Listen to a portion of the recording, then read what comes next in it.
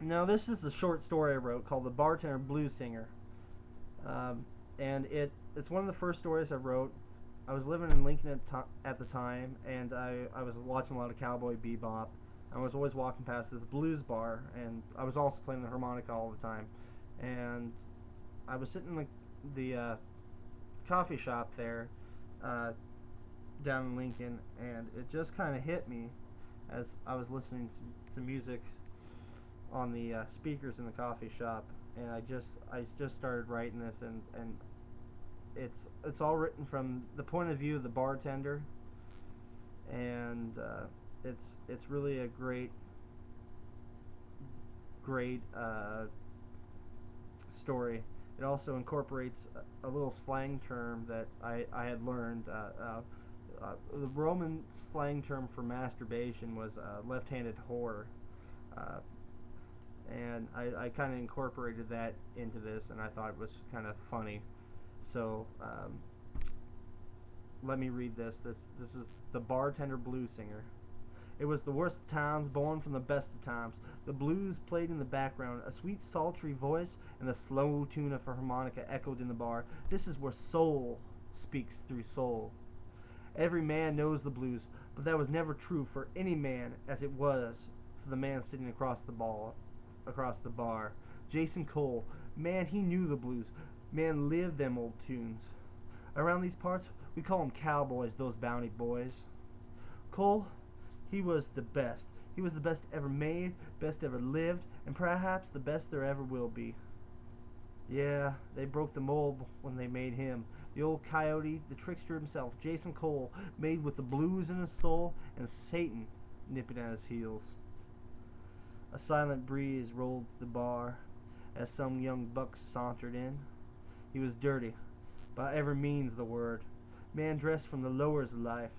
Not that the rest of the place were much better standing.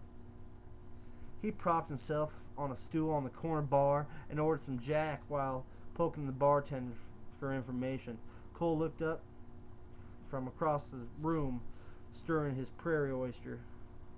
He was asking some mighty strange questions, but I began to answer. Well, we get all sorts in here. Mostly down your lucks, who ain't got much. A few bounty hunters and your usual bounty cheats, murderers, that sort. I got your info for a price. The boy slid over a large wad of cash, an amount that you wouldn't think a man like that would have. All right, now we're talking. Mr. Cole, I remember one time Cole stopped in asking about a young girl by the name of Sally Pearson. Sally. Sally, well, she was a pretty little thing, but she had gotten in real deep with a dealer who'd robbed a bank down the road a bit. Took everything and shot 'em all up on the way out. What was it they called him? The tambourine man, that's right. And from what I recall, he was a big dog in these parts. Some real bad scum, if you ask me. Anyway, the old coyote was after a fat bartender. Another echoed from across the room. Bounty, I'll be right back, kid. I got up and served the man a drink and returned to the kid, who pulled his hat down a bit as he saw the old coyote glance his way. Now, where was I? Oh, you know, you look a little nervous, son. Right as. Right. Must be the heat. Yeah. Well, alright then. Let me see. The coyote tracked that tambourine man to a little old place down in Mexico named Satan's Gullet. The roughest bar I've ever had the satisfaction of being in. They've got some girls. Man, I'll tell you what. There's this girl down there who, well, she'll take her. Well, let me finish. She'll put her legs behind her head and take her tongue and, well, anyway, more about that later. Alright. So he walked into the old saloon. You sure you don't want to hear about these girls? They've got this one little redhead who'll. Fine, right? back to Cole, never mind. Alright, so he walked into that old saloon, pistol at his side, and sat down right in front of that guy, right at his cotton picking table. You know what he did, do you? Bought the man a drink. That's right, bought him a drink. Well, they got to chatting a bit about this and that, and until old Coyote felt it was about time.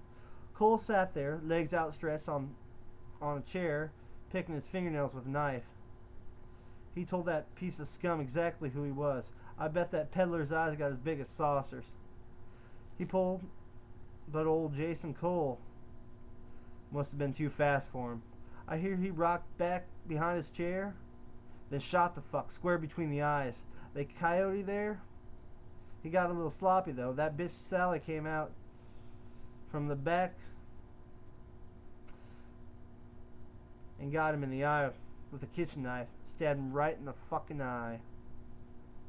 Well, old Cole, being one not to be outdone, pulled that shiny blood-soaked metal from his socket, and with one swipe cut that bitch's right hand off. I hear she's pregnant now, or I hear she was pregnant at the time. Otherwise, I bet Cole would have slit her from ear to ear, leave her with a nice big old smile. I hear she still lives down that way. The old left-handed horror Mexicano.